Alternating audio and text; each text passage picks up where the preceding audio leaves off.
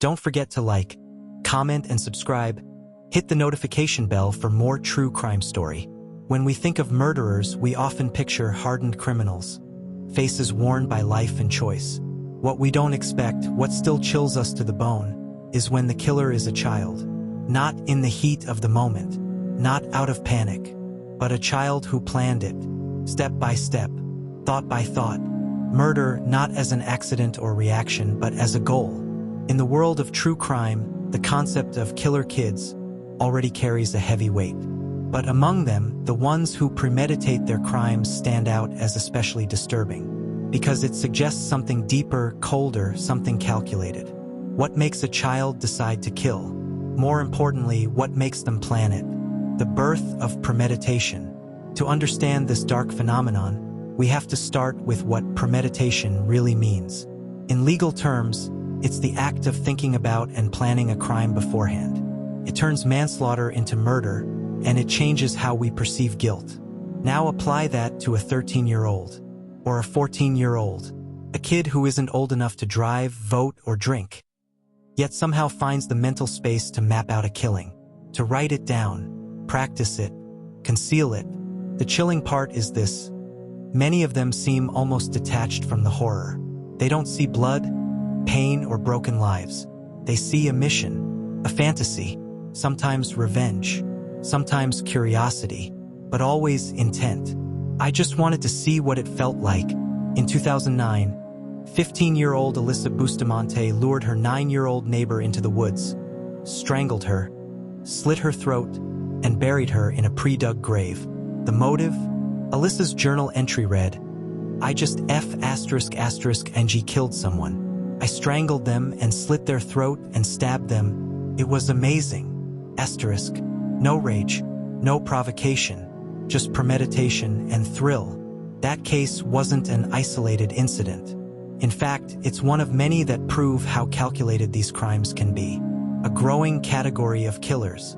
More child murderers today are being linked to premeditated crimes than ever before, partly due to social media and online radicalization. They don't just get ideas, they research them.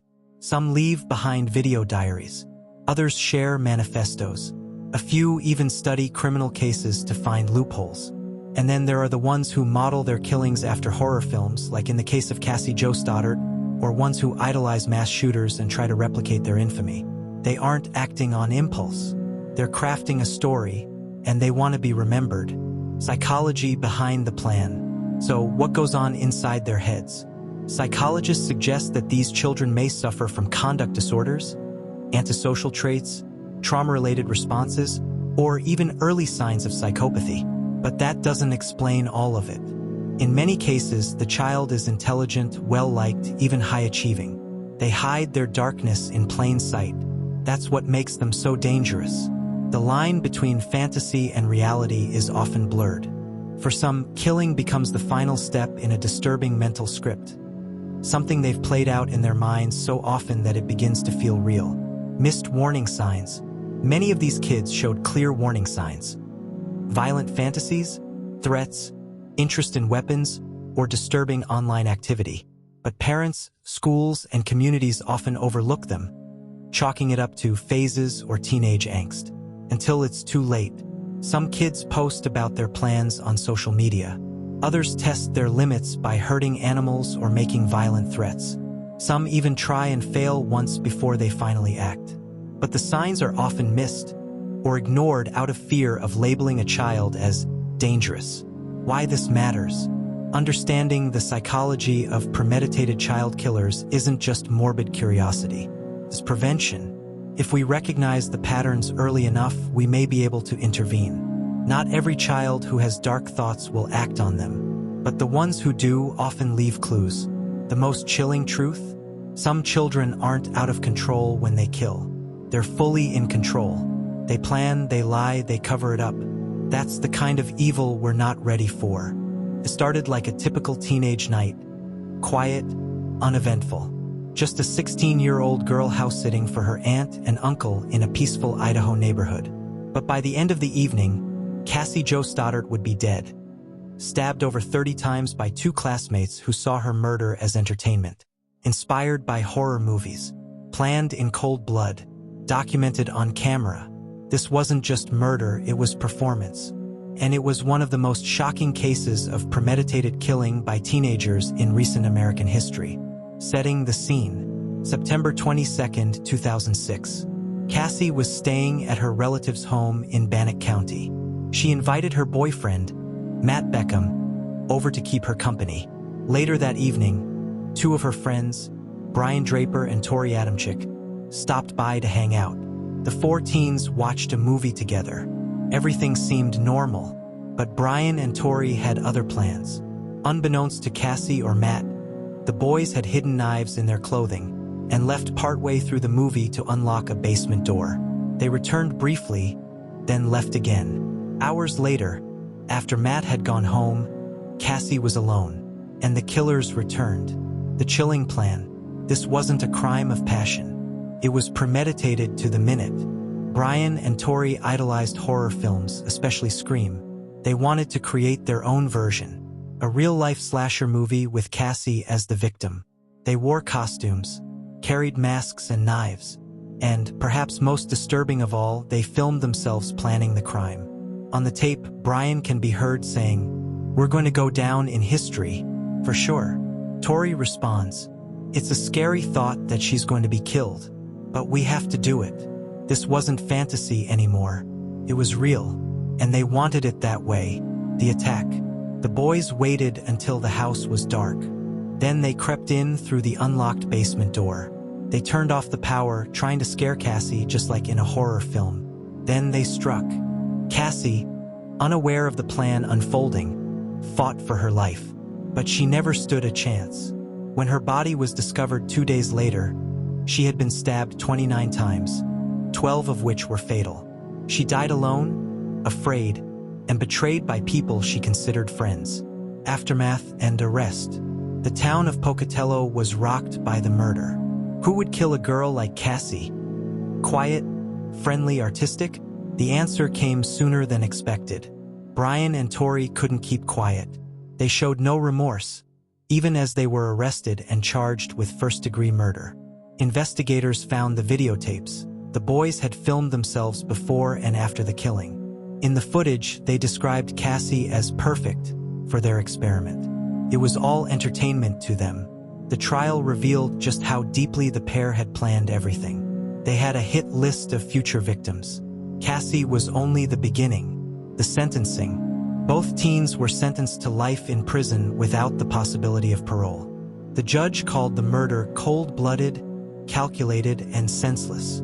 But the tapes ensured they would never be forgotten. To this day, the Cassie Jo Stoddard case is used in criminal psychology classes and documentaries to illustrate premeditated youth violence. Because it wasn't just the act of murder that horrified the public. It was the calmness with which they talked about it. They didn't panic. They didn't flee. They sat in a car and reviewed the crime like film critics. Lessons from Cassie's case. This wasn't a case of mental illness or desperation. It was a case of obsession, fantasy, and choice. The killers were fully aware of what they were doing and why they were doing it. What made this case even more disturbing was the lack of empathy. The boys didn't just plan a murder. They enjoyed the process. In their eyes, they weren't killers. They were directors, actors, and editors, creating a legacy, not taking a life. But the real legacy is Cassie's. Her name has become a rallying cry for youth violence prevention, school safety awareness, and the growing need to monitor teenage behavior, especially in a world where violent media and dark internet corners are just one click away. Before the internet, before social media, before school shootings became headlines, there was Parker and Hume, two teenage girls from 1950s New Zealand whose intense friendship became a deadly bond. Their story was so shocking, so hard to comprehend, that it later inspired books, psychiatric studies, and even a Hollywood film. Because it wasn't just about murder, it was about obsession. And what happens when a friendship turns into a fantasy world, with no way out. This was one of the earliest documented cases of premeditated murder committed by teenagers, and it still disturbs us nearly 70 years later.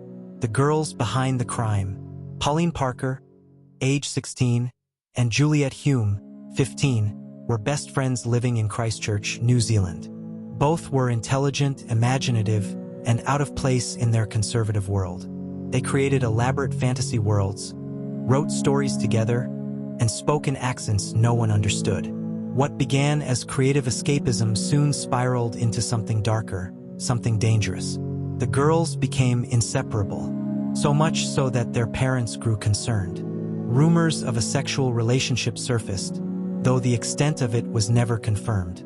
When Juliet's parents announced she would be sent overseas due to their impending divorce, the girls were devastated. In their minds, separation meant death to everything they loved. So they made a plan. The plan to kill. Juliet and Pauline didn't lash out randomly. They weren't impulsive. They chose a target. They calculated the moment, and they prepared. Their victim? Pauline's own mother, Honora Parker. Why? Because Honora opposed the friendship and wouldn't allow Pauline to leave with Juliet.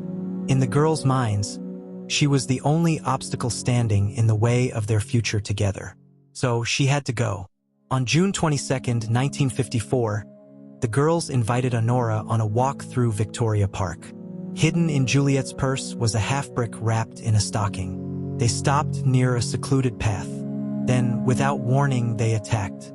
Honora was struck over 20 times. She died at the scene, her head bludgeoned beyond recognition. When the girls returned to the park cafe covered in blood, their story was clumsy. She fell, but the police weren't fooled. When the brick was discovered nearby, the truth unraveled. Quickly, the aftermath, the murder trial gripped the entire nation. Two teenage girls, cultured, articulate, educated, had committed a crime more brutal than anyone imagined. Their diaries were introduced as evidence, revealing how they fantasized about ruling imaginary kingdoms and escaping to Hollywood. In one entry, Pauline wrote, "We decided to use a rock in a stocking rather than a sandbag. We discussed the water murder fully. I am terribly nervous. I hope her skull is not too thick." Public reaction was mixed.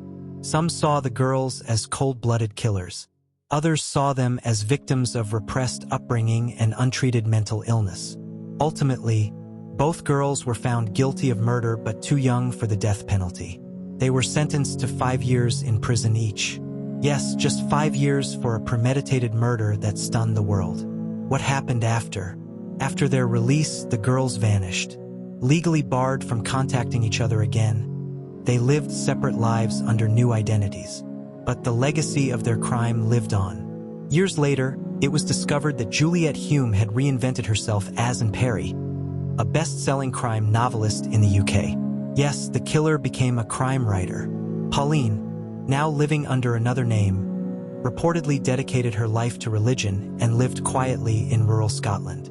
To this day, the Parker Hume case is used in criminology courses as a classic example of folie à deux, a shared psychosis between two closely bonded individuals. Alone, maybe neither girl would have killed, but together, they were dangerous. The psychology of the case. What drove them? Experts believe their relationship became so intense, so delusional, that they truly believed murder was justified. In their minds, they were characters in their own story, writing the ending they wanted. It was a fantasy turned into reality. And that fantasy had a body count. What makes the Parker Hume case even more haunting is its lack of clear motive. There was no history of abuse, no desperation, just obsession, control, and the belief that the world didn't understand them, so they destroy the part of it that tried to separate them. We've seen the horrors. A babysitter murdered by classmates, a best friend bludgeoned to death with a brick, children who smile for school photos and kill without remorse. But the biggest question remains, why does this happen? And more urgently, how do we stop it before it happens again? This final chapter explores not only the psychology of these chilling crimes, but the red flags that often go ignored, the systems that fail, and the solutions that could stop the next child from becoming a killer. Red flags often ignored. In nearly every case we've explored, there were warning signs, sometimes subtle, sometimes glaring. Cassie Jo Stoddart's killers filmed themselves planning her murder. Alyssa Bustamante wrote in her journal, "I want to know what it feels like to kill someone." Pauline Parker and Juliet Hume shared delusional fantasies in diaries no one read until it was too late. Yet time and again, these red flags were dismissed as kids being kids, just joking, or going through a phase. The truth is, kids who kill often send signals first. But families, schools, and even friends are not trained or willing to see those signs for what they are. Inside the adolescent mind, one might ask, aren't teenagers too young to fully grasp the weight of murder? Yes and no. While the teenage brain is still developing, particularly the prefrontal cortex that controls judgment and impulse, it's also capable of terrifying levels of calculation, manipulation, and fantasy. The difference lies in emotional maturity, not intellectual capacity. Some teens act on impulse, fueled by rage or fear. Others plan, document, and execute crimes with chilling precision. Modern tools like social media, anonymous forums, and dark web access have made it easier for disturbed minds to find validation for their darkest urges. They're no longer alone with their thoughts. Now they have digital encouragement. The system is broken. Here's a brutal truth. The justice system often doesn't know what to do with child murderers. Too young for prison, but too dangerous for society. In many places, laws prevent juveniles from receiving life sentences. Yet some of these killers show no remorse, no intention of rehabilitation. This creates a dangerous gray area. When does a child stop being a victim of environment and become a predator? The answer isn't always clear, but neither is the punishment. Some serve 5 years. Others are locked up for life. A few walk free under new names, forever haunted and sometimes unrepentant. Can they be saved? Psychologists argue that many child killers can, in fact, be rehabilitated. With therapy, with supervision, with proper mental health support. But that's the problem. Most don't get it until after they kill. Prevention is always more powerful than punishment. So why don't we invest more in early intervention? Because society doesn't believe it'll happen. Not in their neighborhood, not their child, until it does. And by then, someone is dead. Prevention starts at home. Parents, educators, and caregivers must become the front line of defense. Here's what to look for: obsession with violence, weapons, or death, animal cruelty or harming small children, repeated violent fantasies or jokes about killing, withdrawal from friends and activities, sudden change in demeanor, especially after traumatic events, manipulative or controlling behavior even at a young age. And most importantly, take them seriously. Don't laugh it off. Don't ignore it. Report it. Investigate it. Lives may depend on it. Final thoughts. We call them killer kids, but they didn't start that way. Somewhere along the path, something broke, something twisted. Some were born with it. Others were shaped by neglect, abuse, or unchecked mental illness. But all of them remind us of a disturbing reality. The face of evil isn't always what we expect. Sometimes it's a child. Behind every case is a deeper issue: mental health, broken homes, toxic friendships, media influence. We may never prevent every tragedy, but through awareness, vigilance, and empathy, we can stop the next one. This isn't just about crime. It's about responsibility and the role we all play in recognizing when innocence starts to crack. Don't forget to like, comment, and subscribe. Hit the notification bell for more true crime story.